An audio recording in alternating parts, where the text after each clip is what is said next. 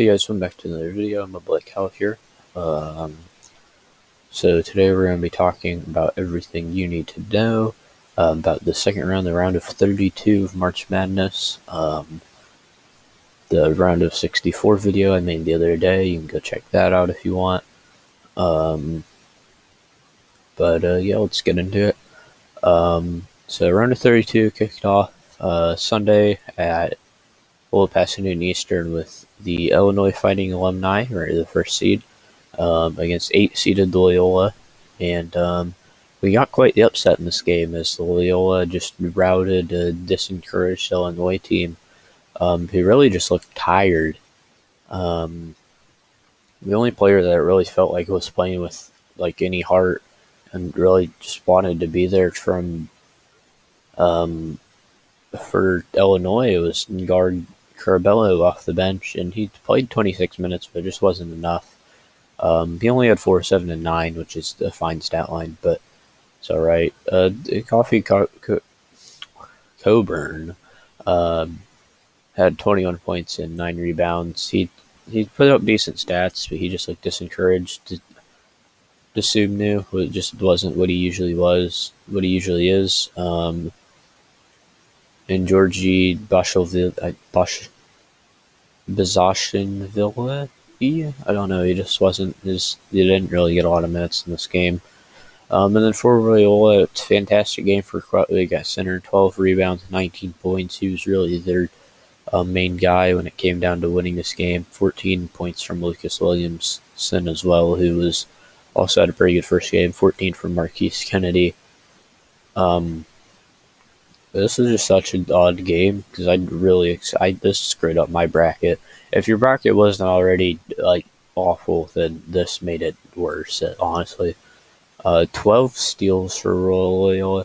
Loyola, I don't know if they still do, but I know that at a certain point in the season, I have the #1 ranked defense in the country, and that really showed today, or in this game, not today. They just were able to just destroy Illinois, who only shot 28% from the field, or from 3, and just a massive upset to get rid of Illinois, who I and a lot of people thought they were the third most likely to win behind Gonzaga and Baylor. Speaking of Gonzaga and Baylor, we're going to talk about Baylor now. They beat Wisconsin 76-63. Not really too much surprise in this game. Wisconsin was lucky enough to have as good of a game in the first round as they did. They definitely, I guess they thought they did the same performance out of Brad Davison. You played 38 minutes in this one. They just really didn't. He only scored 8 points. Jonathan Davis and Micah Potter off the bench played pretty well, but it just wasn't enough at the end of the day. 10 rebounds, 10 points for Micah Potter, actually. They just couldn't match Baylor. Davian Mitchell, 16 points. 16 points for Jared Butler. 17 points for Matthew Mayer. Baylor was just too good for this Wisconsin team to match. I don't know if we would have gotten that much better of a performance if North Carolina would have advanced, but it would have been fun to see at least. Moving on now, Syracuse upsets the West Virginia Mountaineers. The third-seeded West Virginia Mountaineers fall 72-75 to 11th seed Syracuse. Syracuse actually had a better record, which is a bit weird, but I suppose Syracuse played in the ACC. The ACC wasn't very good. I mean, Georgia Tech won it. They lost to Loyola in the first round. But for Syracuse, 25 points from Buddy Boeheim, 12 points from Joseph Girard, 12 from Quincy Greer, 12 from Dolaja. Like, just absolutely fantastic game. They got a lot out of their starters today. Malin Griffin, who they started, only played 11 minutes. I don't remember. Maybe he got hurt or something, but I am looking at the scorecard now. West Virginia, just 23 points for Sam McNeil, 11 for Taz Sherman off the bench, 11 for Miles McBurdy, and 14 from Emmett Matthews. They played a pretty solid game, but I guess Syracuse's zone was just too much for them to handle at the end of the day. Syracuse shot 51 from its field, and West Virginia only shot 37 from the field. I guess that's probably what just killed them at the end of the day. Syracuse, though, they might want to work on their free throws. Only shot 63% from the line.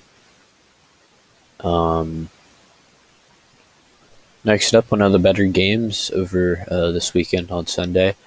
Texas Tech falls to Texas Tech, who was in the Final Four not last year, but the year before that, in the tournament last year, fall to the Arkansas Razorbacks. Mac McClung only had 9 points in this game, and it just really was not enough from the Red Raiders to get past a just on-fire Razorbacks team with 20 from Justin Smith, 15 from Moses Moody, who played almost the whole game, 15 from Devontae Davis, and 10 from Jalen Tate. The Razorbacks team is just on fire right now, and that really showed today. It's kind of hard to win a game when you shoot 23% from three, but and your opponent shoots 50%. Texas Tech did a fantastic job from behind the arc today, or in this game. I don't know why I keep saying today, but Arkansas was just too good down low for them to handle. Both these teams shot pretty horribly in this game. Like, Texas Tech was good from three-point range, but they shot 66 from the line. Arkansas only shot 70. And then field goal percentage-wise, Texas Tech shot 36. Arkansas only shot 41. Like, this wasn't a good game. Texas Tech, Tareen Shannon Jr. had a really good game along with Kevin McClure, but they'd had almost no production off their bench. And that's really what killed them at the end of the day. Moving on now, Rutgers barely lost to Houston. 60-63 as the 2-seeded Houston Cougars claw their way into the Sweet 16. Rutgers had a pretty good game, but not really anyone in particular who you could point to and be like, that guy carried them. But Geo Baker did have 2, 4, and 14. That's pretty decent. Montez Mathis off the bench had 10. But like, this is probably more of a fault of Houston just not playing well than Rutgers overperforming. Quentin Grimes, who played the whole game for Houston, had 22. 9 rebounds for him too as well. 17 points from John Aru for Houston as they just barely edged the Rutgers Scarlet Knights. So, I mean, I guess good for them. So they'll advance to the Sweet 16. And then not the final game, excuse me. Oral Roberts, who upset Ohio State in the first round, took it upon themselves to do the same against the Florida Gators to send themselves to the Sweet 16. They're shaping up like they might be one of the Cinderellas of this tournament. And it's looking good for them. Kevin O'Banner and Max Abmas, I really need to check how to say that because I screwed it up last video and I just did again, I'm pretty sure. Combined again for more than 50. I gotta do some quick maths. 55, I believe it is. 54. They combined for 54. Kevin O'Banner had 11 rebounds as well. This is like 2 really good players. Everyone else on their team did fine. 9 from Kieran Thompson, 9 from Carlos Jurgens. Not a great game from Francis, I guess. What works out, and 19 from Trey Mann on Florida just wasn't enough to get the job done. But I guess that's just how it works some days. This was a pretty... For Florida, if you shoot 10% better from the field than the team you're playing against, you should win a game. And it's... I mean... That's just the fact of the matter. Florida should have won this game. They out-rebound Oral Roberts by 13 more rebounds. Same amount of assists. Oral Roberts has slightly more steals. But at the end of the day, they had more offensive rebounds, more total rebounds. They just lost the turnover battle, lost the foul battle, and that's at the end of the day why Florida lost this game. And a game that really they should have won. North Texas, who we thought had the potential after last week to maybe be a Cinderella, falls short against the Villanova Wildcats. 25 from JV and Hamlet just wasn't enough to get it done at the end of the day. Jeremiah Robertson Earl with 18, 15 for Justin Moore, 15 for Jermaine Samuels, and just a pretty solid game by Villanova all around. Shot really very well from 3, 50%. Got out rebounded a bit, but just a lot more assists, a lot more steals, a lot less turnovers. They were just a better team in this one. That was very apparent. And then the final game of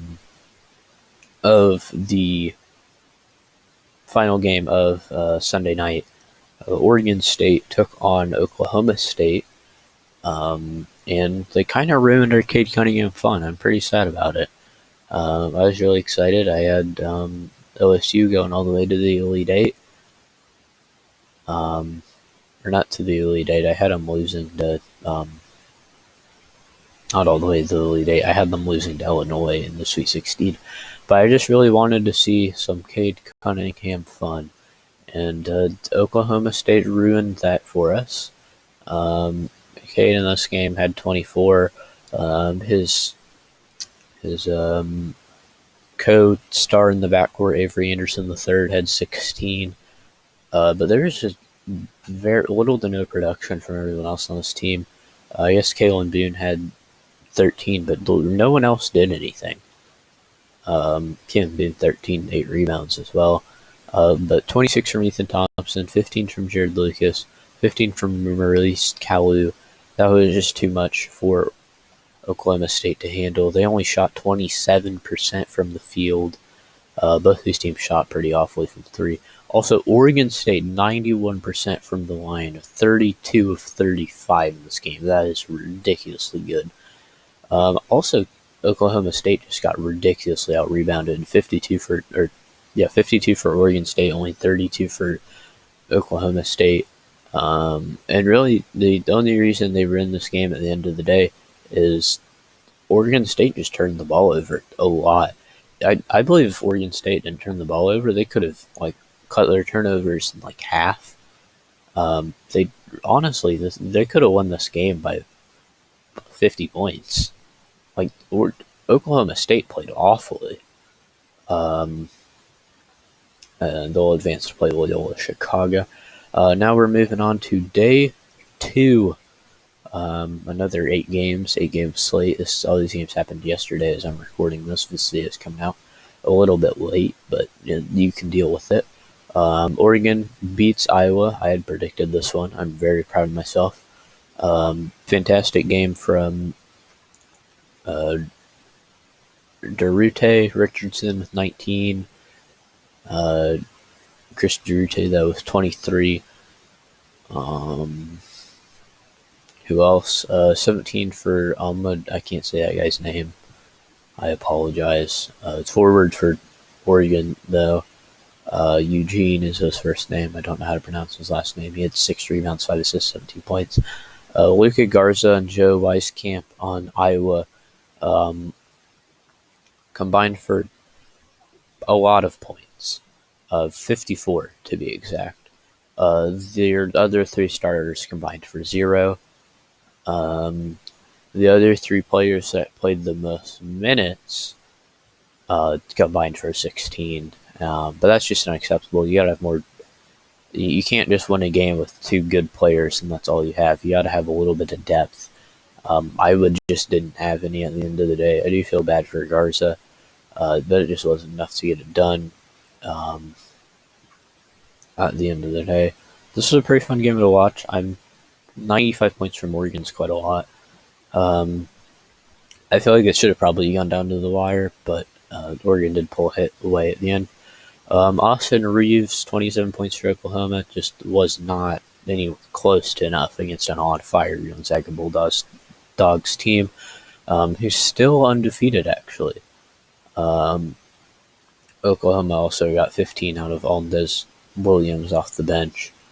But 30 from Drew Timier, 16 from Corey Kispert, 12 from Joel I don't know how to say that, 16 from Jalen Suggs. It just wasn't enough to get the job done for Oklahoma. Um, and that's just the fact of the matter. They got way out rebounded, way out assisted. They had a few blocks, way out. They just got beat. Like, they're just the worst team in this matchup. And it's very apparent to see why Gonzaga is the by far favorite to go ahead and win the big dance right now. Now, Abilene Christian Wildcats up against the UCLA Bruins. Abilene Christian upset Texas last week. They were not able to do that here, as UCLA advances to the Sweet 16. Pretty good for them. But just not a really good game for the Wildcats. 14 for Mickey Morris off the bench, and just really no production from anyone else. UCLA had 17 from Johnny Juzang. Hami Jaquez had 7 and 10, 12 and 12 from Cody Riley. Really good game for UCLA defensively, as the Wildcats only shot a little under 30%, 28 under about 20% from three. UCLA really needs to get their free throws. They only took 13 in this game, but still shot 46%. So yeah, just a good win from UCLA. Ohio, who a lot of people were hoping would be that Cinderella this year, just weren't able to get it done. Jason Preston played the whole game, only had 9 and 4, just really didn't have the kind of performance that we expected from him. I'm not saying if he did, they would have won this game, but it would have been a hell of a lot closer. 9 and 12 for Dwight Williams was good. 10 and 9 for Ben Vander Plas was nice for them. But it just wasn't enough against a Creighton team who really showed that they belong here, and that they've been being overlooked lately. With 10 plus points from all of their starters. Christian Bishop, 15 rebounds, 12 points, 20 points from Marcus Sirogowski, 11 from Denzel Mahoney, 10 for Mitchell Bullock, and 15 from Damian Jefferson. So it's a really good game from the Blue Jays, and just not a very good game from the Bobcats. LSU and Michigan, this one kind of came down to the wire, but not really. Michigan was just able to pull ahead at the end of the day. LSU had some pretty good players today. 11 point. I keep saying today. It's not even the day the game happened. I'm recording this the day after. Trudon Watford had 11 points, only 6 from Darius Days, but 27 and 30 from Cameron Thomas. Cameron Thomas had 30. 27 from Javonte Smart, as both their guards combined for 57, and just little to no production off their bench. I feel like a lot of these teams need to be utilizing their bench a lot more, but I guess I'm wrong. For Michigan, 11 rebounds, 12 points for Hunter Dickinson, who had a really good game. 3 rebounds, 21 points from Chaundi Brown. And they were just by far and away the better team. Only 28% from 3 for the LSU Tigers, and got out rebounded, way out assisted. Only 8 assists for the Tigers, 22 assists for the Wolverines. Michigan did turn the ball over a lot. That's probably the reason this game was close. They had 12 turnovers compared to only 4 from LSU. So I guess that's to blame for that game being as close as it was. Colorado and Florida State. I expected Colorado to win this game. I watched them just absolutely rout Georgetown. I expected that to continue. It didn't. Only 10 points, 1 assist from McKinley Wright. Only 11 points from Evan Batty. It just wasn't enough to get the job done at the end of the day. Only 13. It just wasn't enough against a really good Florida State squad, with 22 from Anthony Polite for the Seminoles. It just wasn't enough from the Buffalo, who I thought were going to try and show that same fire offensively.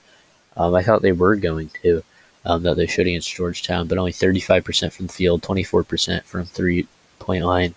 That's just not going to get the job done at the end of the day. That's just the fact of the matter. Alabama and Maryland. This game looked pretty close early, but Alabama pulled ahead at the end of the day with 27 from Aaron Wiggins for Maryland. In a losing effort was nice, but not what they needed. 77 against Alabama for Maryland's pretty solid, but Alabama doesn't really have the best defense in the world. John Petty and Jaden Shackelford for Alabama combined for 41. Nice little guard pair there. 14 points, 11 assists off the bench for Javian Quinterly for Alabama. And they just really were on fire offensively in this game, and could do no wrong. 48% from three, 53% from the field, 100% from the free throw line. They were just on fire. More than doubled. They had 40 total rebounds. Maryland only had 19. That's where Maryland lost this game at the end of the day. You can't get outshot and out-rebounded in that much of a just awful manner. Turnovers wise, Alabama had 10, Maryland had 8. I think that had much of an effect on the game. But really good win for Alabama. They showed some fire offensively and on the boards. And last, and maybe not least. I don't know about least. USC just absolutely destroyed Kansas Jayhawks with a combined 27 points from the Mobley brothers. Evan Mobley hasn't really looked like what I thought he would in this tournament, but 13 rebounds from him is pretty solid. Both their starting guards, Taj Eddy and Isaiah White, combined for 25.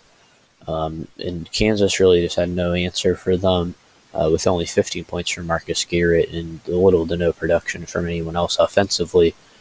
They shot 29% from the field, 24 from three. Yeah, that's not going to win a game.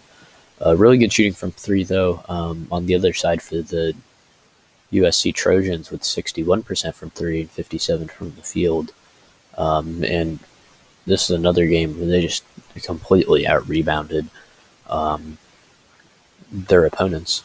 So yeah, that's all you need to know. Everything that happened in round 2 of the March Madness tournament. The day before the Sweet 16 starts, I'll have a video previewing it. So yeah, leave a like and subscribe, and I'll see you then. Bye.